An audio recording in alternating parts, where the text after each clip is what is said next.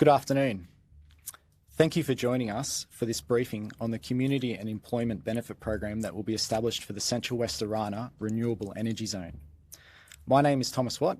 I'm the Director of Planning and Policy at the Energy Corporation of New South Wales. I'll be hosting today's session. I'll also be joined today by a new Executive Director of the Planning and Communities Division, Ash Albury, who will assist with the question and answer session a little bit later. We'll also be joined by Ryan Skinner, a member of the team who is working to establish the Community and Employment Benefit Program. Ryan will be assisting us with answering some of your questions today. Before I run through the agenda, I'd like to offer an acknowledgement of country. Today we meet on many Aboriginal lands. We acknowledge the traditional custodians of the land, and we show respect for elders past and present through our thoughtful and collaborative approaches to our work. I would also like to acknowledge the traditional owners and custodians of the Central West Orana, the Wiradjuri, Wailwan and Gamilaroi countries. I pay respect to elders, past and present. We would like to extend that respect to any First Nations people joining us today who also call the Central West Orana home. We commit to respect the land we walk on and the communities we walk with. Before we get into our content, I will take you through some quick housekeeping notes. These are also available on the On24 platform on your screen. At the bottom of your screen are multiple engagement tools available for you to use, and your viewing console is fully customizable. Live captions are available. You can switch them on and off as needed via the closed captioning icon in the media player window. If you have any questions, please ask them via the Ask a Question Slido window on the right side of your screen. The session is being recorded and will be sent after the session. If you have any technical issues, in the first instance, please use the question mark help engagement tool located at the bottom of your screen. Now that's taken care of, I'd like to introduce what we'll cover in this session. On the agenda today, we'll first outline the purpose of today's public briefing session. We'll cover the New South Wales Electricity Infrastructure Roadmap and outline the role and functions of EnergyCo in the project. We'll then share details of the Community and Employment Benefit Program and its objectives, and how we'd like to work with local communities and stakeholders. Following that, we'll talk about the consultation outcomes we've heard to date, and then provide information on consultation opportunities coming up regarding the program. Once we've covered all of that, we will have a Q&A session where we'll do our best to get through as many of your questions as we can. Even though we'll hold off answering your questions until the end, you'll be able to ask them via the Slido platform as we go.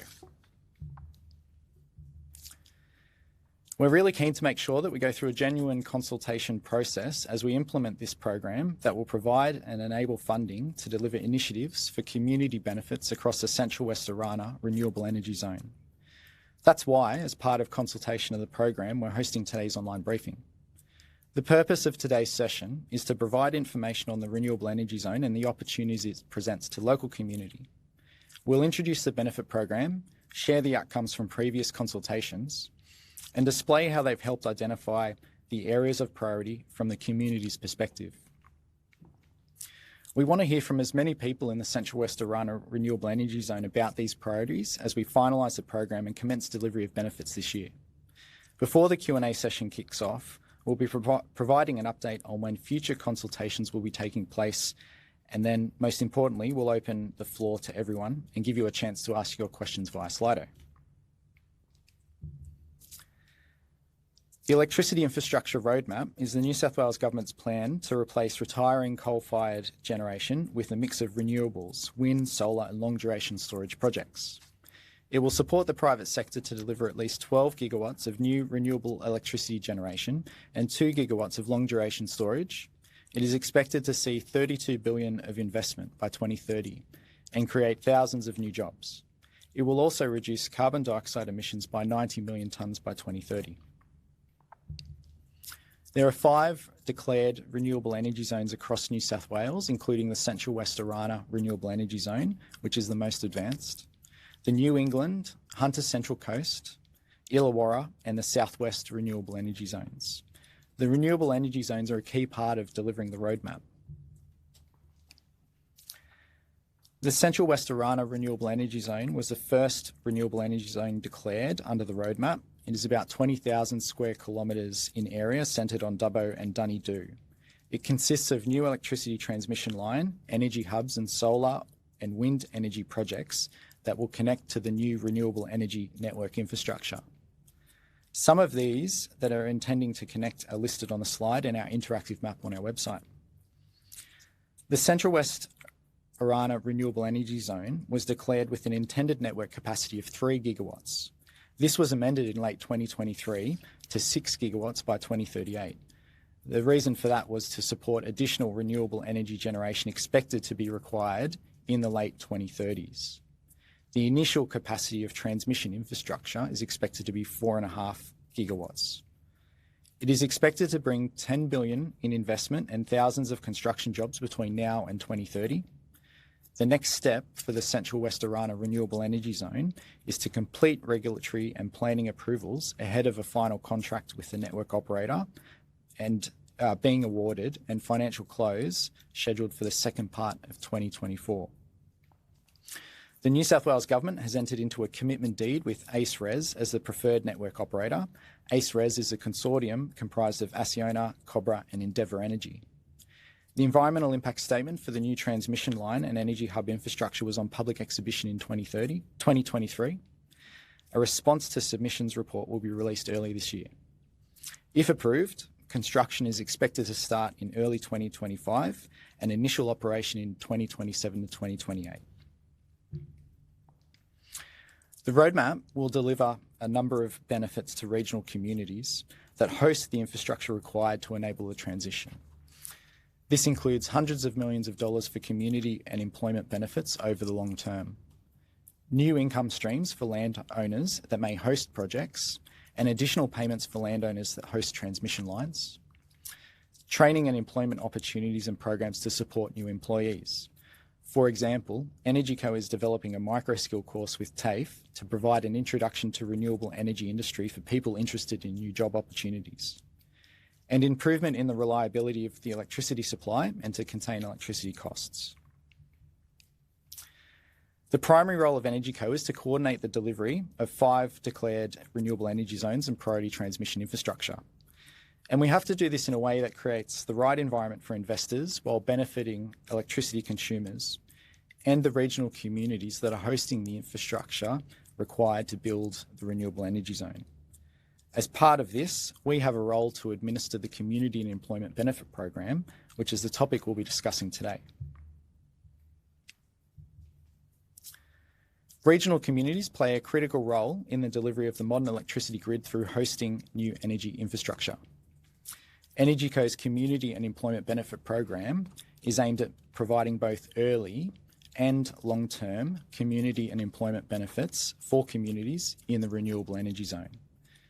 We are particularly interested to hear from local communities about what type of benefits that could be delivered early, as well as those that can be commenced now for long-term outcomes.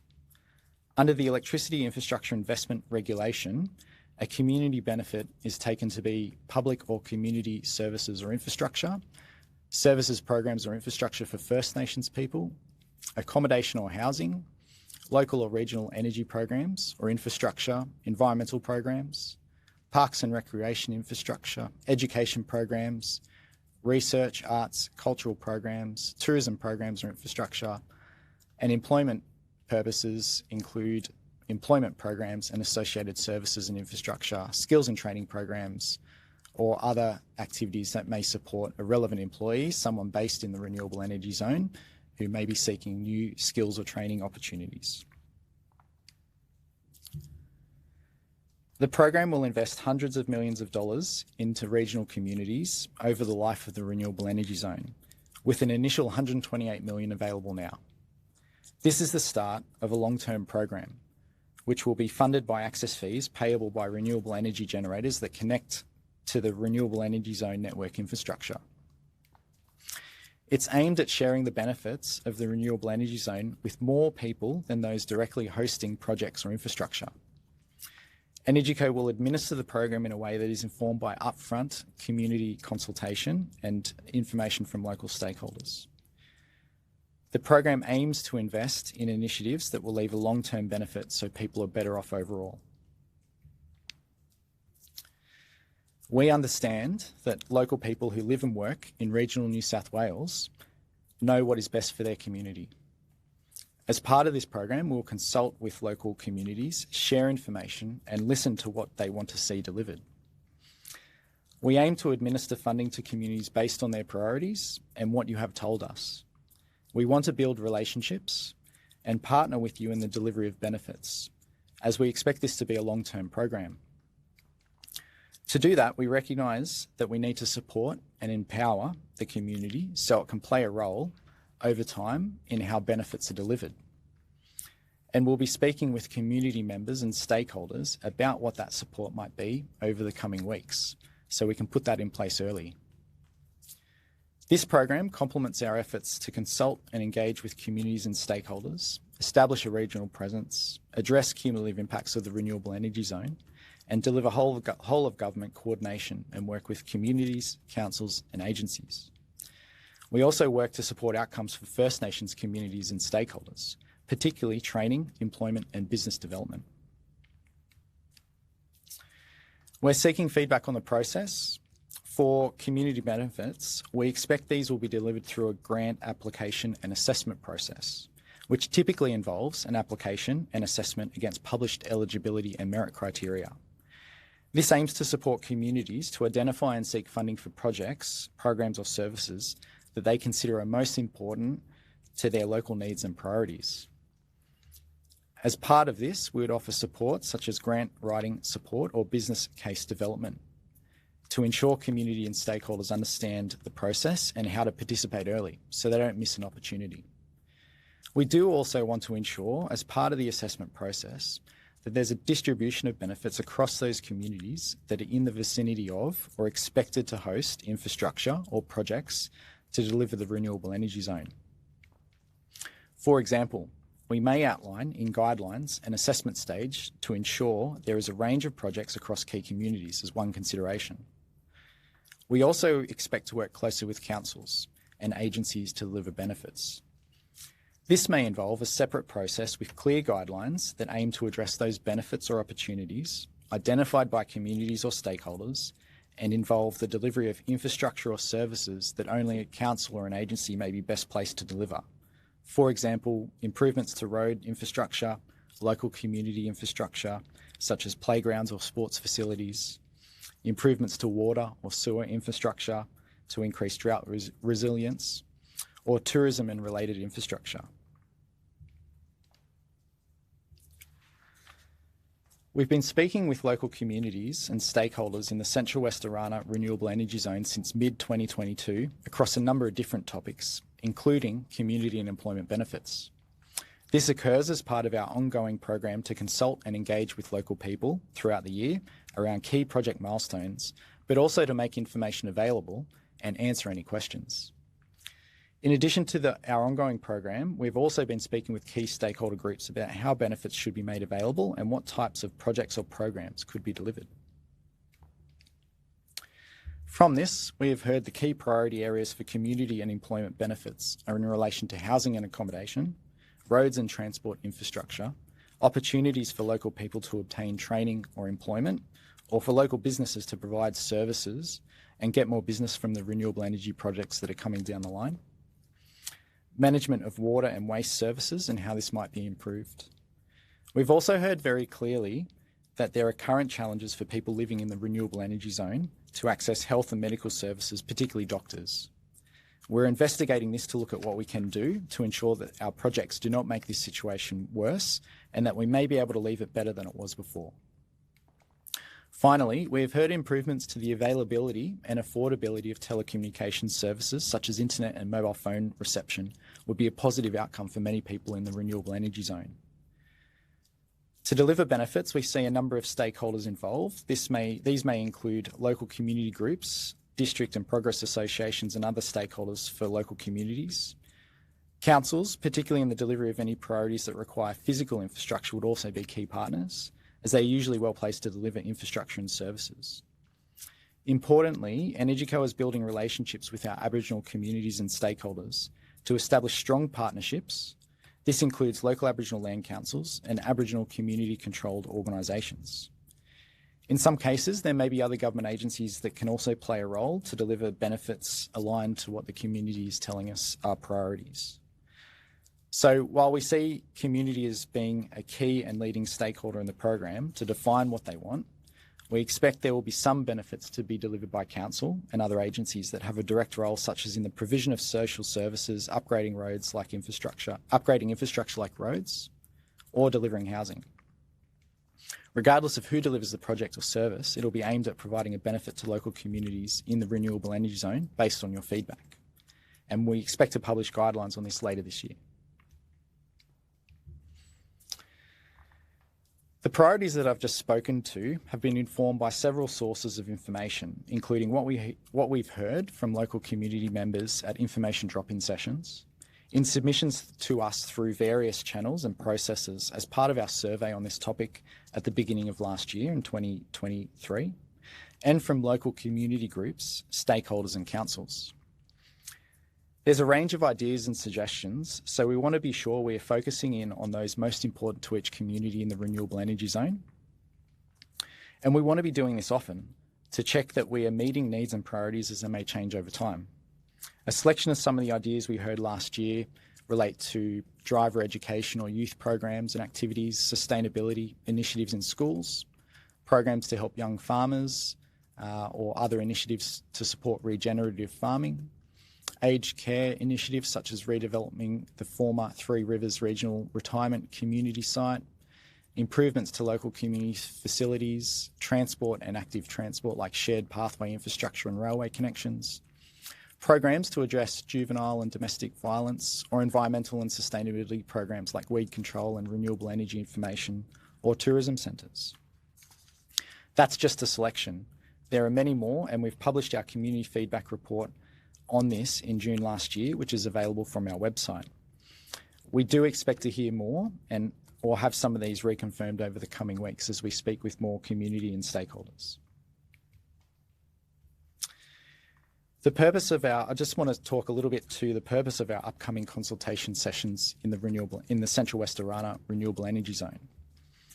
In these upcoming sessions, we want to hear from a range of people and organisations that may play a role to ensure we are setting this up in a way that will meet community expectations. Community and stakeholders will have the support they need to participate, and that we're able to work together to see early benefits in the RES. While we acknowledge the Central West Orana Renewable Energy Zone transmission project is still subject to regulatory approvals, it's important to have these early conversations with the community around the benefits program, as some of these initiatives may have a long lead-in time. We're working to establish early benefits for the renewable energy zone communities so that these are not delayed to after construction. To do this, we want to hear from communities, First Nations organisations and other stakeholders as early as possible. Our intent is to deliver benefits in partnership with the community. Part of this is listening to and acting on feedback. We've received, heard and are already acting on your feedback around the recently proposed consultation process for the Central West Orana Renewable Energy Zone. We had organised a series of community workshops. After receiving feedback, we are acting to change our approach and strengthen our commitment to building relationships with community and stakeholders. People advised us they wanted more flexibility on timing, choice of location, and more choice on when, where, and for how long they attended. So we are changing our approach to provide expanded community drop-in sessions instead. These will be held across the Central West Orana Renewable Energy Zone. We've also heard feedback requesting greater notice to attend, with the drop-in sessions now scheduled to begin later in February. The drop-in sessions provide more flexibility for when people would like to attend and allow as many community members to attend as possible. Importantly, the drop-in sessions are open to anyone. These sessions will be hosted in Wellington, Golgong, Dunedoo, Coolah and Mudgee in February. We'll also be hosting stakeholder workshops with community groups and organisations. A full list of drop-in session dates and locations will be available on our website and will be shared with all those who registered for this webinar by email afterwards. We invite you all to attend and participate in these sessions.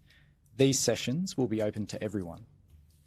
For those that are unable to attend in person, We have a survey which will be available this week so that you can also provide your feedback and suggestions to us. We encourage you to complete the survey, which will be available for the duration of our consultation during February. A link to the survey will be made available on our website. It will also be sent out to you all who are attending today and for those on our mailing list. Finally, we will publish a feedback report which will share with you how we have considered your input in the program shortly after the end of our consultation. We're now ready to take your questions, so we'll pass over to this slide outlines what I've just described around the consultation opportunities and will be available after the presentation. And we're now ready to take questions. Thank you.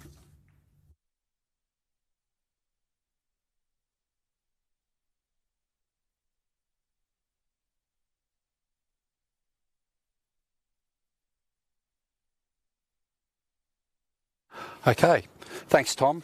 Thanks Ryan, and we have Ryan here as well to answer the questions today. So you'll have there's a Slido, so make sure you put in your questions there. We also have a number of pre-registered questions, so I reckon we'll get straight into it. We'll try and get through as many of these as we can today, and if not, we'll try and answer the others in another process. So Ryan, coming to you straight away. First question off the bat, what money is being made available to the region for tourism and marketing purposes? So tourism and marketing purposes are considered a community purpose, which means they'll be eligible for program funding. At this stage, we are yet to select kind of which funding buckets all the different amounts would go in. However, that process will be informed by this consultation process, as Tom outlined. So I encourage you to fill out the survey and tell us what you think. Okay, that's good. All right, I don't know who's going to answer this one. It's around procurement. How soon will support start in relation to local jobs, training and procurement opportunities? Yeah, I can answer that question. Thanks, Ash. The work that we have been progressing at the moment has been to really understand what the opportunities are for the Central West Orana Renewable Energy Zone as it relates to training, skills development, and potentially employment in the renewable energy zone or on projects related to that. And so that's really about understanding what the initial capacity might be, whether that's through TAFE or through a registered training provider or other organisation, and how we might work with some of those organisations. And so once we have some more information around what that will look like, we will publish that on our website and make that available to a lot of people. All right. Okay, next one. How can the region be assured these funds are not instead of regular state and federal funding sources, but rather what it should be is an on top of the regular funding streams? Yeah, that's a really great question, and I can really appreciate that may be a concern for some members of the community or stakeholders. The Electricity Infrastructure Investment Act, which is the principal legislation that sets up the functions for EnergyCo and puts in place the Electricity Infrastructure Roadmap, which is the policy behind all of this, is very clear in setting out that the funding that becomes available for this program needs to be administered for those purposes that I listed out in the presentation today. So we would expect to have some very clear guidelines that are published around how that money is administered, so that any member of the public or a community organisation or other stakeholder who has an idea or a suggestion for how a benefit could be delivered in a local community or for the benefit of a local community can understand how they can apply and access that. Okay, and I think this sort of leads on from that question. How will the Communities Benefits Program actually be funded? Is it by the project developers, New South Wales Government, or both? That's also a very good question. The Community Employment Benefit Program is funded from access fees. Access fees are a charge to a renewable energy generation project, a solar or a wind farm project, that connects to the new network infrastructure, which is the new proposed transmission line that's proposed to be built in the Central West Orana Renewable Energy Zone.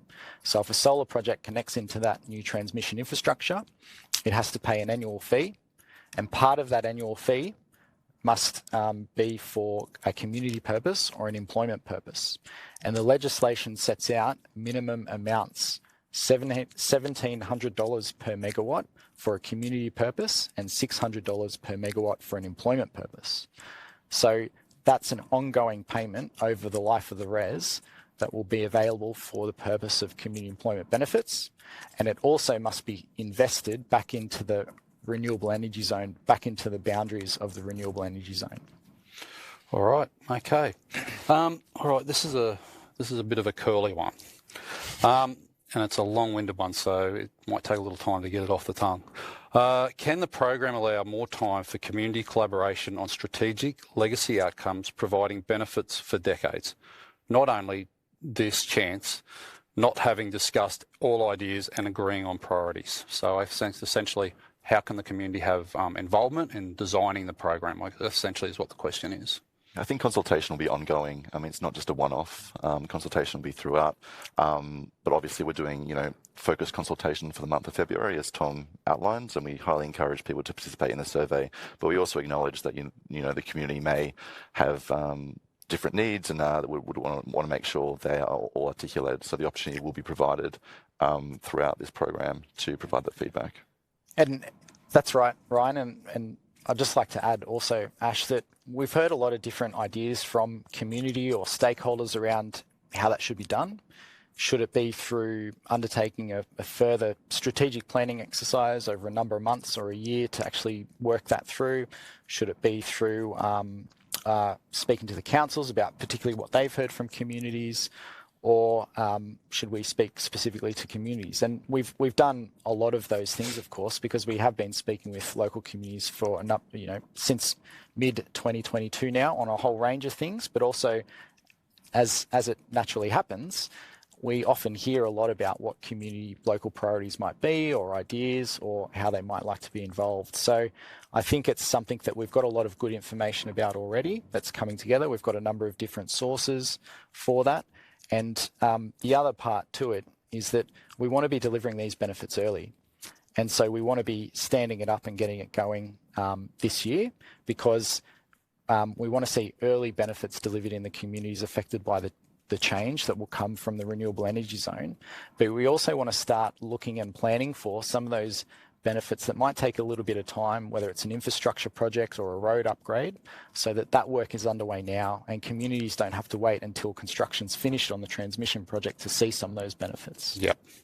So essentially it's all about getting as best consultation as we can possible, working with our communities to really design a program that tailors to their needs is what we're trying to achieve. And then receive and listen to feedback as that program's deployed over time, because it has the opportunity to run for the life of the renewable energy zone, which is decades. And so we'd expect that we would hear feedback around those changing priorities over time, and we want to listen very closely to that and keep adapting and updating that so that we keep hitting the mark with it. Yep.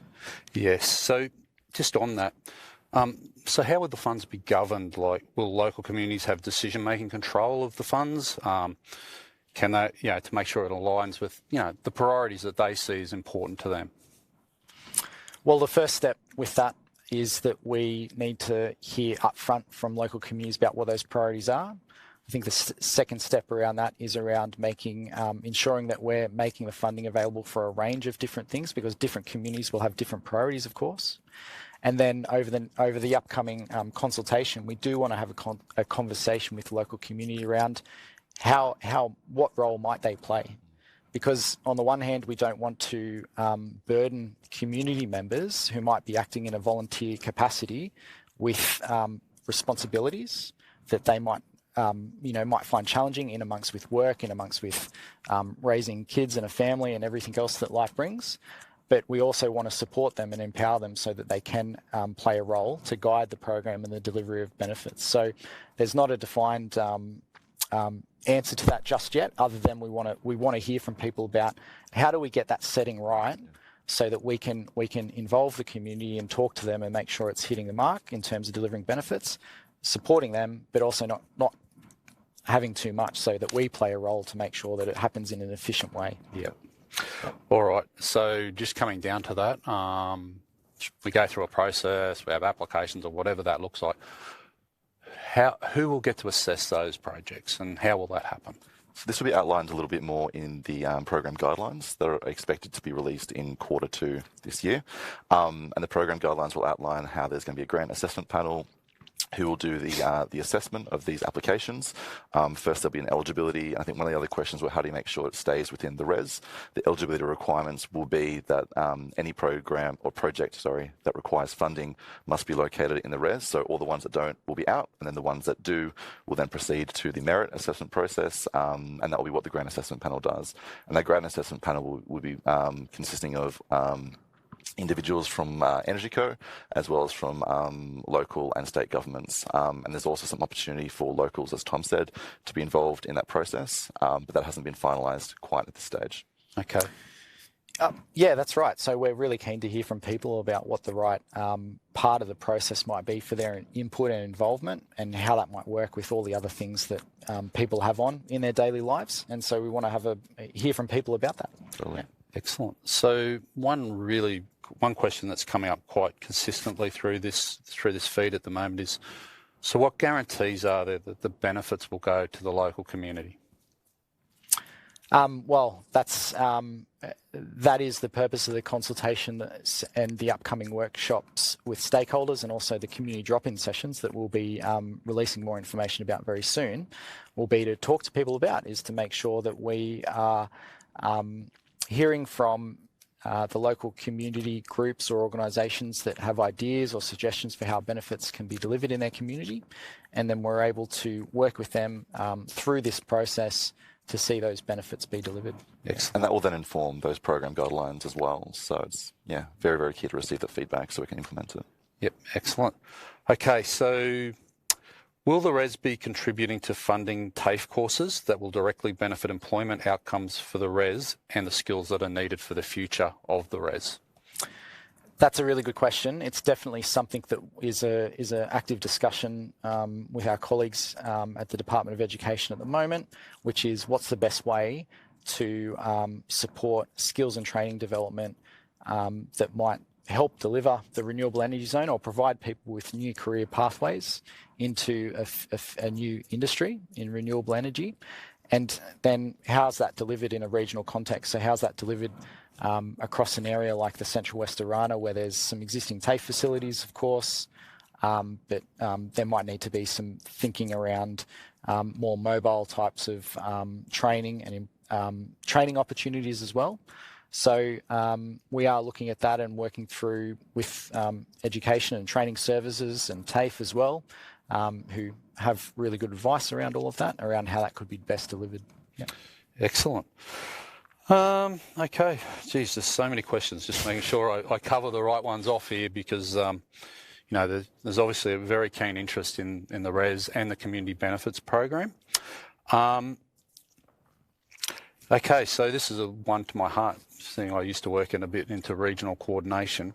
How will coordination and collaboration be enabled across government, industry and community for the larger local and region benefits?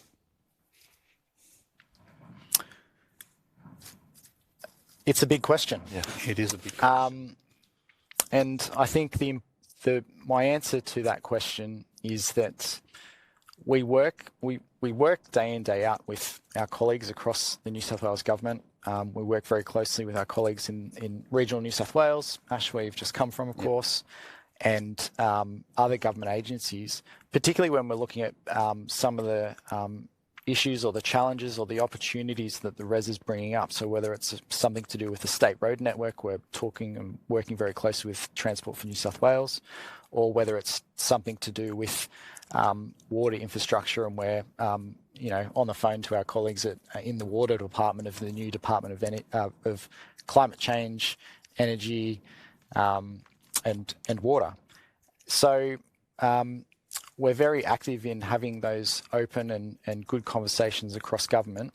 The other part to this is, now that the roadmap is a strategic priority of the New South Wales government, there's a lot more coordination and emphasis and governance being set up around how all of the agencies in the New South Wales government now are working together to deliver and support the delivery of the roadmap. And so that offers a really good opportunity around intergovernmental coordination, of course. And then if there was a second part to the question, I think I've talked to the government one. Yeah, you have. Yeah. I think you've covered the question. Okay, great. Pretty much. So essentially, yes, we are working together and trying to coordinate the agencies so we all pull in the one direction and actually try and get the best delivery of this project and also the community benefits and make sure that we're working in alignment. So, and that's really becoming to the fore now, an important part of the project, I guess. Yeah. Okay, so a little bit more down in the nitty-gritty of the program. Will in-kind contribution be possible as co-contributions? No, at this time it's not foreseen that there will be we're able to have in-kind contribution as part of the benefits. It will be financial only at this stage. Excellent. How do local businesses become involved? As in through consultation, or? I think there's two parts to this. Yep. I think is as part of this process, but also, in works or whatever that, that are needed to deliver the res as well. Yeah, well, it's a little bit outside of this, but it's still a question. There's definitely going to be lots of flow-on effects, I think, from the res for local businesses. I think that's one of the really exciting parts of the res. But there's going to be information provided, obviously, through the website, which is energyco.gov.au/CWO, as well as some information provided through our Dubbo office. Excellent. So can we have a drop-in session at Elon? And also Casillas? We can definitely take that on notice and have a look at our program, Ash, and see how we can get out and speak to those members of the community that are very interested in this program and want to understand the benefits in Elong or Casillas. I have outlined in the presentation today how we've listened very closely to feedback that we've had around our original approach, and we've adapted that so that we can make it more open and more available at a more convenient time for members of the community. So we are very open to listening to the community, and stakeholders tell us how best to engage and listen to them. So I'd really encourage you to reach out to us around that if you have any other suggestions, and we can see what can work within the program. But we obviously take it on notice here today that there's a request for the session in Elong and Casillas as well, so we'll have a look at that. Excellent. Just to jump back to the previous question, sorry, Ash, the website is energyco.nsw.gov.au/CWO. I missed out the NSW, so apologies for that. Oh, okay. It's easy to do. Okay, so how will consultation sessions be advertised? So how do people find out when you're having a consultation session, drop-in session, whatever that is, I guess is the question? Yep, great question. We are just finalising the revised schedule and dates. We will publish those on our website as soon as they're available. We'll also email all of our stakeholders listening in here today as soon as that's available, and our mailing list. And then we'll also work with our team of locally based place managers in the Central West Arana Renewable Energy Zone to work out the best place to put up some notices in the local community, whether it's at the IGA or the post office or council or the libraries. Or to put some advertisements in the local papers as well. So we do want to, these are only successful if people come. So we do want to really get the message out there that these are happening, and this is when we're rescheduling them to make them available longer at more convenient times and for more people. Excellent. Okay, so what is the role of developers in creating community benefits? Are they separate to EnergyCo's efforts? And if so, how do we ensure there is no overload? That's a really good question as well, Ash. It really comes down to, I guess, the emerging program that we're talking about here, the Community Employment Benefit Program being stood up, and also the requirement or the expectation on solar and wind projects to, in addition to the Community Employment Benefit Program, undertake their own work or efforts around local community or local benefit sharing. Yep. And usually that's happened through mechanisms like the projects entering into voluntary planning agreements with councils, and that gets administered through that process based off what the local community is advising, or through a community consultative committee. Or it could be through direct arrangements between the project developers and sports clubs or other organisations based in community. The important thing with that kind of distinction there between the two is that on the one hand, we're talking about a community employment benefit program that's in the order of millions of dollars over a long term versus what's usually smaller amounts of money, still over a reasonable period of time, but it's usually more targeted towards community or organisations or outcomes that are in the direct vicinity of a project. Whereas the Community Employment Benefit Program is really about enabling a bucket of money, so to speak, that's available across the renewable energy zone, and to target those things that could be delivered early or those things that could be delivered to leave a long-term benefit. And it might be more on the infrastructure side of things because it's now a bigger pot of money and it can target more regional benefits versus what might be a smaller amount of money that's more targeted to local community on that front. Yes. So that's to give a bit of information to our listeners here around the differences between those two. Yep. Yeah. So I think you touched on this a little bit in your presentation, but I think people are just wanting to know a little bit more detail, and sure. They're saying, can you be more specific? Yeah. You've made statements of hundreds of millions of dollars being made available, and that it's in the long term. Yes. So how long and how much? Yeah, sure. Yep, great question. The way that the legislation and the access scheme is set up for the Central West Orana Renewable Energy Zone at the moment is that we have minimum community and employment benefit components that must be levied as part of the access fee, which project developers pay that connect into the transmission lines. So we've got minimum amounts that are locked in, and then they are charged annually over the life of the access scheme, which in the Central West Orana is in the order of 30 years. So the current framework that's in place for the Central West Orana is that those amounts will be levied over that 30-year period, and that's where you start to forecast out numbers in the order of hundreds of millions of dollars over that time, because it's also indexed over that time as well. So that's where we start to get big numbers. Now, in terms of being specific about a big number, of course, we can't do that at this stage because we're still subject to regulatory approvals, as are the projects, and it'll be dependent on if they are approved, when they're constructed and operational, and when they come online, that funding will start to flow through. And I should just add as well, just for the interest of clarity, because that's still some time off, what we have available now is some funding to deliver some early benefits so that we don't have to wait until that time, so that communities aren't waiting until after construction and operation starts. There's something available now. Yep, so there's that one-off injection to get going, and then as funds are generated, those funds that'll start flowing into the program. Yep. The amount of that funding is dependent on how many projects are operational at what period of time, going on 2027, 2028. So yep. We'll know more as we get closer to that date. So can grants be leveraged with other funding sources? They absolutely can. However, we would just note that those other funding sources may have some requirements that we do need to respect as part of this program. So, for example, some funding sources may require that the recipient puts forward a certain contribution of their own finances. And if a recipient was successful in receiving an EnergyCo grant through this program, they wouldn't be able to use our funding have that as their funding, which they then put towards that other grant program. So there would be some terms and conditions based on just to make sure we don't go against the funding agreement of that other funding source. But in a nutshell, yes, absolutely. Okay. You might want to think about how you answer this one, because you haven't quite got the details of the program, but it's some of your thinking. Sure. How will small community groups be able to access funding for small projects? So I think essentially maybe the concern is that, we'll only be going for the bigger projects, the sexier type things.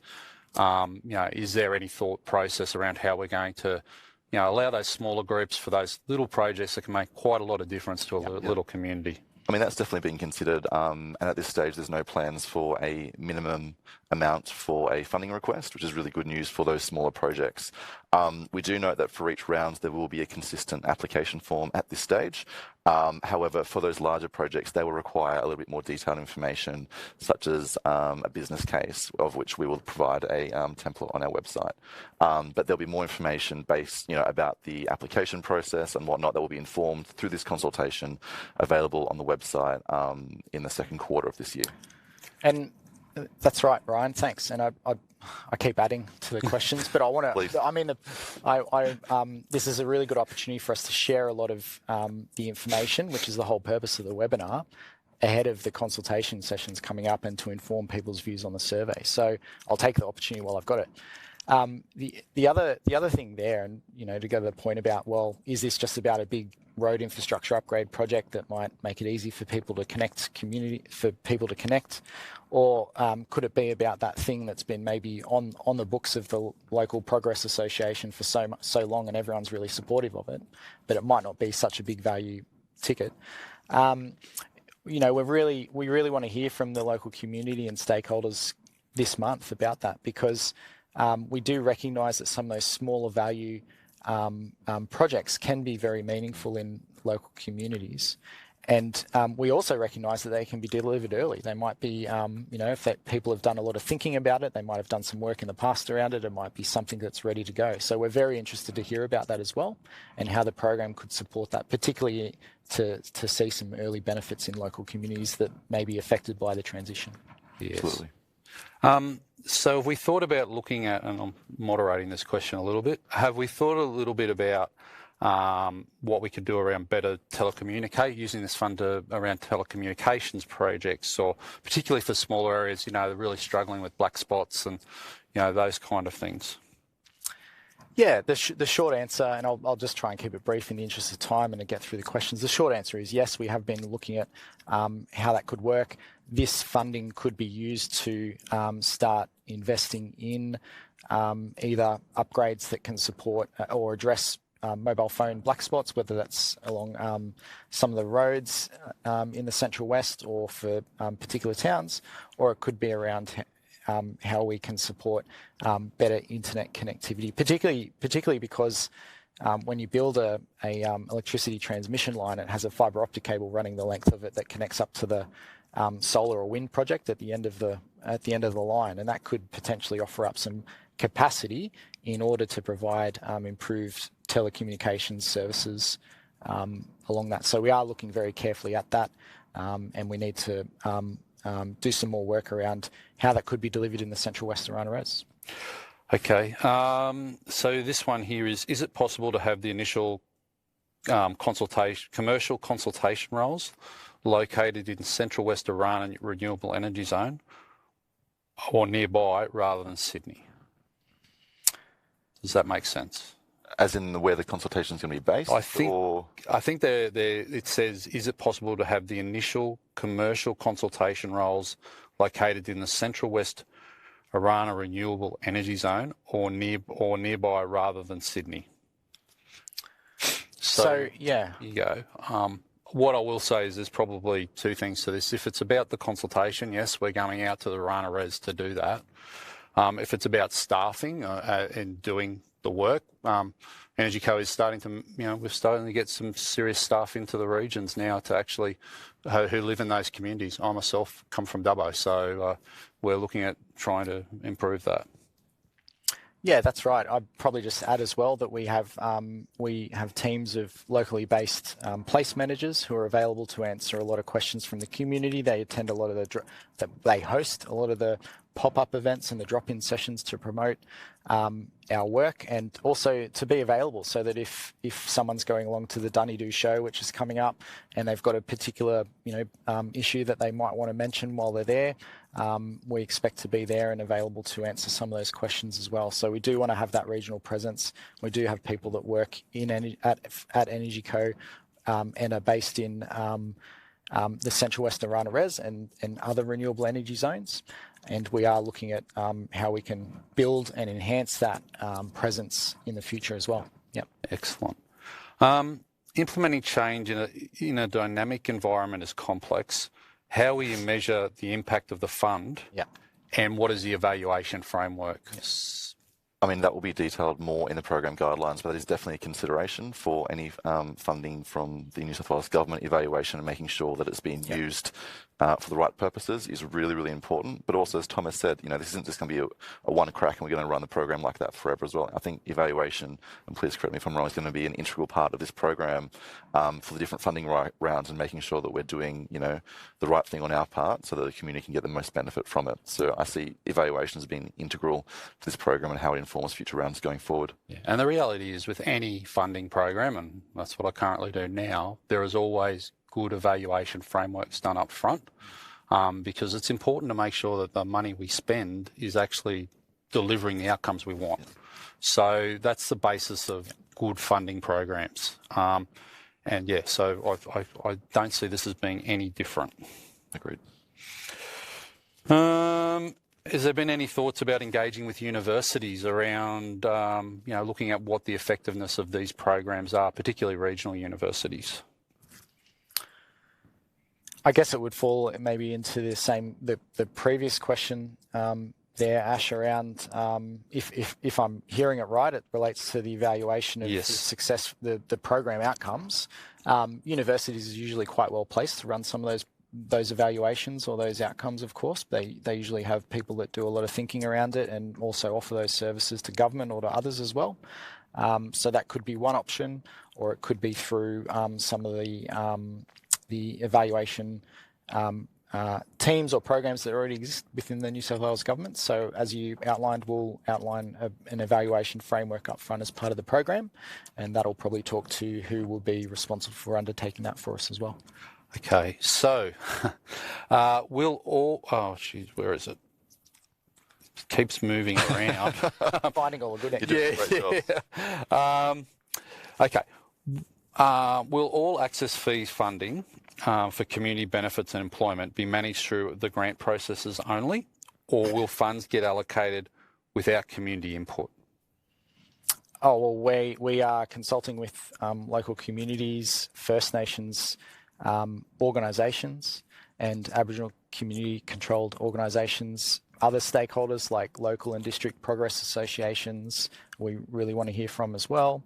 And we're also consulting with councils about what they consider might be community priorities. They're established and they speak with their communities often, and they're representative of their communities as well. And so they also have a lot of suggestions and good ideas around how it could be allocated. So we're taking in all of that as all of the input into how this program's designed to reflect all of that input in the program. Yeah, and I guess this is sort of following on from that question. Most government agencies are in larger centres, so the centre of those, like so the Dubbos and those kind of places. How will you guarantee smaller communities are heard? And I think you've talked a little bit about this, and particularly with your drop-in sessions and those kind of things. So I'm assuming that's the plan. Yeah, that's right. We obviously meet and hear regularly from council, of course, because we work very closely with them in the delivery of the renewable energy zone in the Central West. And we also want to complement that with opportunities for community and other stakeholders that live and work in the renewable energy zones and close to where maybe the transmission line is proposed to be located, or some of the projects are proposed to be located, so that they too can have an opportunity to talk to us. And that'll be through the program of community drop-in sessions that we'll now be deploying, so that will be for a period of, they will be open for people to drop in at a convenient time for them between the advertised hours that we're there, and they can come and have a chat with us, or they can come and learn a little bit more information from us about the program and how it might be administered and how they could play a role going forward if they're interested in that. So I've probably answered it in a long way, but other than to say yes, and those sessions will be hosted in those local communities as well. So we will be going out to Coolar and Dunedoo and Golgong to hear directly from people that live and work there. And I think there's a question or two in the survey about small communities as well. So just to encourage everyone to please fill out that survey, it'll be a good opportunity to provide some of that feedback as well as those opportunities. Thanks, Ryan. Time ran through. So this one's really pertinent to people in the bush, in that the fact that you've got the same people running the Rotary Club as the same people running the Pony Club and whatever else in those communities. Through the process, have we thought about what sort of supports we're looking at giving those groups to actually complete applications to make sure that, they meet all the requirements? The better resource people aren't necessarily the ones that will win a prize, sort of thing. Have we had a thought about what we might do there? Yeah, we have. It's a really good question, because we are very aware that there's different capacity in any community, of course, and we do want to make sure that we are hearing about the people that do want to participate, and we can have a conversation with them over the next couple of weeks about, well, what might they think they need in order to participate in this program or access funding if they're seeking to deliver it. The other option is they can give us some feedback around what they might like to see, and we can do some work around, well, who's best placed to deliver that. If it's something to do with the road's been in a poor state for a long time, so can you do something about that? We'd go have a chat with the council or Transport for New South Wales, for example. But to be a bit more specific to your question, Ash, it might be something like making available a grant writing support, or having someone available that they can contact to ask questions, or be available in the lead up to and the duration of when applications are open, so that we can answer any questions, provide guidance to people around what they need, and give people enough time to pull together what they need to do. And we'll absolutely make sure as well that the submission process for applications isn't too onerous as well, that we will keep that in mind, so it's a kind of as smooth a process as possible, so we're only getting information that we need rather than everything superfluous that people may not have the time to fill out. Yeah. And Anonymous, who's a very popular person on this line so far, has suggested that we use local radio stations for advertising sessions. Okay. So Can do. that's come through, and there's a number of radio stations. I've got another one here. Given the time involved, is there a risk that communities will typically see the tangible benefits of these initiatives too late in the project delivery cycle? Well, this is why we're having the conversation with communities now, and we want to stand up the program now. And we have heard from some people that, to the opposite to that, some people have said, well, we think it might be too early because there's still an environmental impact statement process to run and regulatory approval. So we have heard different views from community and stakeholders about this. But we're taking the view that early benefits are a positive thing. Communities shouldn't have to wait till after construction starts, and that particularly for things that might deliver, might need a bit of lead-in time, we should start now. And don't forget, the government has committed, money up front already to, to start, as you say, get the ball rolling and get it kicking off, to try and, actually get those early wins, so to speak, in the projects, to try and, get those community benefits into the thing. All right. So, God, it's thick and fast, and it's a good problem to have. Yeah, and trying to make sure that we're covering everyone off, making sure we cover everything in. How do people stay up to, this is a little bit off topic, but how do people stay up to date with the training that I'll need to work on the construction projects or in the zone? So how do you find out about where the jobs are, what skills I need to do, where do I need to go to get those things? Is there an easy place for people to get that? The website will be a great place to start with, as well as the Dubbo drop-in office as well would be my recommendations, but it sounds like Tom might have something else. Yeah, so some of these projects are delivered by the private sector, by private companies, the wind and solar projects. EnergyCo is delivering in partnership with its preferred network operator, ACERES, the transmission line. And we have heard from stakeholders that it's a little bit unclear about where, what jobs and when, and what training might be needed. And so in response to that, one of the initiatives that we have in development at the moment is to develop a microskill course with TAFE, which is an introduction to the renewable energy industry, and to make that available with some free passes, because there is a cost to it, but we're going to make it available with some free passes to school leavers or people that might be in a trade or interested in coming across and they want to play a role in delivering the res or that new opportunity. And that's all about saying, well, this is what the renewable energy industry is about. Here's what a day in the life kind of looks like for a certain role or job on a project, and here's the types of training and skills that you might need, and then here's essentially the pathways into it if you wanted to take the next step. All right. So we've got about 47 seconds to go. But what I would like to say, there's one last question. You know, consultation's good. Yeah. But there has been some trust issues. We've got to be honest about that with EnergyCo. So to the viewers out there, how can they feel confident that, you know, we'll make sure that we work well with these communities to actually, you know, envisage what they want to see out of this? I think, and I'll keep my answer short, I think it comes down to us doing what we say we will do when we say we will do it. And so I think that's what we need to do going forward. We've outlined here that we will listen to communities, and we've heard that the consultation program we outlined before wasn't up to scratch. So we've changed it, and we're going to do something that is more accessible and more convenient for local communities to do that. I think we need to then translate that into the program and how we work with communities around it as well. Thanks, Tom. Yeah. So that concludes the webinar. Thanks, Tom. Thanks, Ryan, for your time. Look, there will be a survey sent out and opportunities for people to, you know, further ask questions and make comments through that. I encourage you to go to the drop-in sessions and become involved with this as much as possible.